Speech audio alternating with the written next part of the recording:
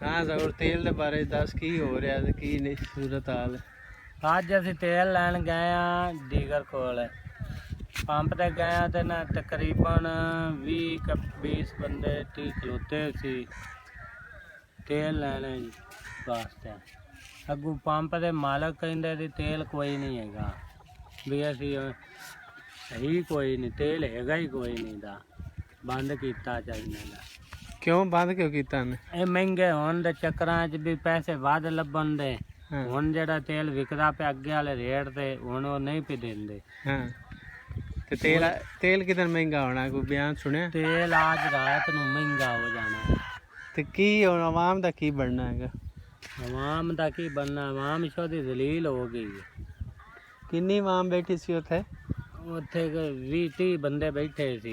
ते की ओ फिर पंप वाले ने तेल दिता किवें दिता की हिसाब? ਪੰਪ ਵਾਲਿਆਂ ਗੱਡੀ ਲੈਂਦੀ ਪਈ ਸੀ ਤੇਲ ਦੀ ਤਾਂ ਪੰਪ ਵਾਲਿਆਂ ਆਖਿਆ ਵੀ ਗੱਡੀ ਲੈ ਜਾਂਦੀ ਹੈ ਤੇ ਤੁਹਾਨੂੰ ਕੋਈ ਨਾ ਦੇਣੇ ਆ ਤੇਲ।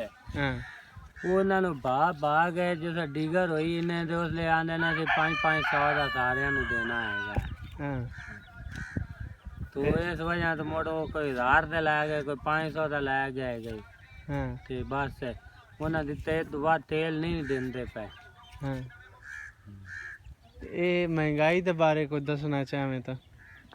ਮਹਿੰਗਾਈ ਦੇ ਬਾਰੇ ਹੁਣ ਜਿਹੜਾ ਬਹਿ ਗਿਆ ਕੁਰਸੀ ਤੇ ਉਹ ਤਾਂ ਮਹਿੰਗਾਈ ਦੇ ਚਾੜੀ ਜਾਂਦਾ ਹਾਲੀ ਤੱਕ ਤਾਂ 230 ਨੂੰ ਪੈਟਰੋਲ ਹੈਗਾ ਇਹਦਾ ਤੇ 205 ਰੁਪਏ ਹੋ ਗਿਆ। हाँ ये भी रात ਨੂੰ ਵੱਧ ਜਾਣਾ ਨਾ ਇਹ ਵੀ ਹੁਣ ਰਾਤ ਨੂੰ ਵੱਧ ਜਾਣਾ ਇਹ ਹੋ ਜਾਣਾ ਕਿ 20-30 ਤੇ। ਹਾਂ ਤੇ ਫਿਰ ਜਿਹੜਾ ਹੈਗਾ ਕਿਉਂ ਜਿਹੜਾ ਹੈਗਾ 600 ਨੂੰ ਕਿਲੋ ਹੋਇਆ ਪਿਆ ਤੇਲ ਕੌੜਾ 600 ਨੂੰ ਕਿਲੋ ਹੋ ਗਿਆ। ਤੂੰ ਕਿਹਨੂੰ ਵੋਟ ਪਾਣਾ ਤੇ ਕਿਹਨੂੰ ਚਾਹਨਾ ਹੈ ਕਿ ਅੱਗੇ ਆਣਾ ਚਾਹੀਦਾ ਕਿਹੜਾ ਵਜ਼ੀਰ ਆਜ਼ਮ ਸਹੀ ਹੈ ਤੇ ਕਿਹੜਾ ਨਹੀਂ? ਮੇਰੇ ਨਜ਼ਰਾਂ 'ਚ ਤਾਂ ਵਜ਼ੀਰ ਆਜ਼ਮ ਸਹੀ ਹੈ ਇਮਰਾਨ ਖਾਨ।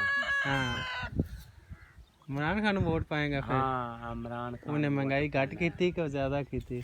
ਉਹ ਪਹਿਲਾਂ ਲੋਕ ਆਂਦੇ ਸੀ ਇਹ ਇਮਰਾਨ ਖਾਨ ਲੈ ਗਿਆ ਸਿਰੋਂ। ਹਾਂ ਹੁਣ ਇਮਰਾਨ ਖਾਨ ਨੂੰ ਲੋਕੀ ਯਾਦ ਕਰਦੇ ਨੇ। ਹਾਂ